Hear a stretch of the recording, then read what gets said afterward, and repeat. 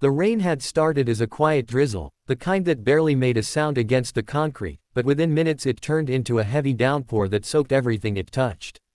The sky was dark even though it was only mid-afternoon, clouds hanging low as if the city itself was holding its breath. Daniel Carter stood at the edge of the service driveway of the luxury car dealership, water dripping from the brim of his worn cap, his uniform already soaked through. He wiped his hands on his pants out of habit, even though it made no difference. They were already wet, cracked, and stained with years of grease and hard work. Daniel was 36 years old, a single father, and a man who had learned to survive without complaining. Life hadn't asked him whether he was ready when it took his wife 3 years earlier in a sudden illness. One moment she was there, laughing in their small kitchen, and the next she was gone, leaving behind silence, unpaid bills, and a 6-year-old boy who asked every night why mommy wasn't coming back. Since then, Daniel's life had become a careful balancing act between grief and responsibility. Every decision he made revolved around one thing: his son, Ethan. The job at the luxury dealership wasn't glamorous. Daniel wasn't a salesman wearing tailored suits or polished shoes. He was part of the maintenance staff, responsible for basic inspections, cleaning, moving vehicles, and occasionally helping mechanics when needed. It didn't pay much, but it was stable. Stability mattered more than pride when you had a child depending on you. Every morning, Daniel dropped Ethan off at school, packed his lunch himself, tied his shoelaces, and promised him he'd be there in the evening. And every night, no matter how tired he was, he kept that promise.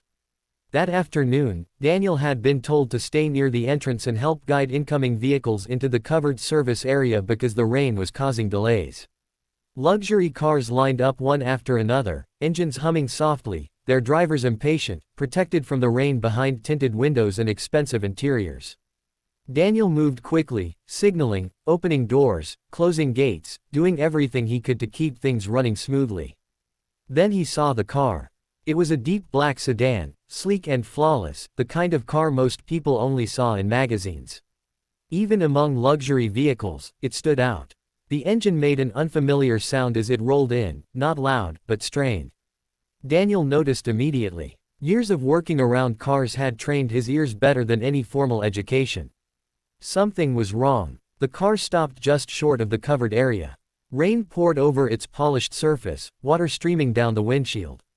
Daniel hesitated. Normally, he wasn't supposed to touch customer vehicles unless instructed. But the sound worried him. If the engine stalled here, it could block the entire driveway. He approached the driver's side, rain soaking him further. The window rolled down slightly, revealing a woman inside. She was well dressed, elegant even in the dim light, her expression calm but clearly frustrated. "There's something wrong," she said. "It started making noise a few minutes ago." Daniel nodded. "Ma'am, if you don't mind, I think I can help. It might just need a quick adjustment." She looked at him, surprised. "In this rain?" He smiled faintly. "I've worked in worse." She studied him for a moment, then nodded. "All right." Daniel signaled for another staff member to bring a tool kit. Without waiting for permission from management, he popped the hood. Rain poured down, soaking the engine in his arms, but he worked quickly, checking connections, listening carefully. He spotted the problem almost immediately, a loose component that could easily worsen if ignored. It wasn't a complicated fix, but if left unattended, it could have caused serious damage.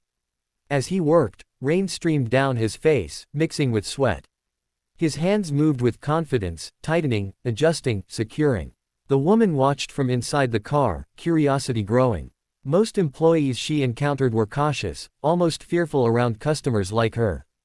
This man wasn't reckless, but he wasn't afraid either. He worked as if it mattered. Within minutes, Daniel closed the hood and stepped back. "That should do it," he said. "You should be good now." The woman started the engine. The sound was smooth, perfect. She smiled, genuinely this time. "Thank you," she said. "You didn't have to do that." Daniel shrugged. It was the right thing to do. Before she could say anything else, a sharp voice cut through the rain. "Daniel, what do you think you're doing?" Daniel turned slowly. Mr. Hargreave, the operations manager, stood under the covered area, his expensive coat dry, his face red with anger. "I was just fixing," Daniel began. "You are not authorized to work on customer vehicles without clearance, Mr. Hargreaves snapped. Especially not high-value cars. The engine was. I don't care, Hargreaves interrupted. You don't make decisions here.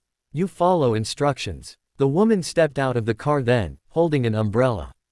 He helped me, she said calmly. There was a problem. Mr. Hargreaves barely glanced at her. Ma'am, we'll take care of it from here.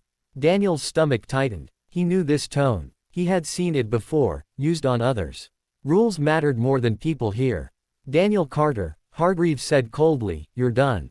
Hand in your badge. You're fired. The words hit harder than the rain. Fired. Daniel stood still, water dripping from his hair, his uniform clinging to him. He thought of Ethan. Rent. School fees. Groceries. He opened his mouth to speak, but no words came out. The woman's eyes narrowed. You're firing him. For helping. This is company policy, Hargreaves replied stiffly. We can't allow. Company policy, she repeated softly. She closed her umbrella and let it hang by her side. Rain soaked her expensive coat, but she didn't seem to care. She stepped closer, her voice calm but commanding. I think we need to talk inside.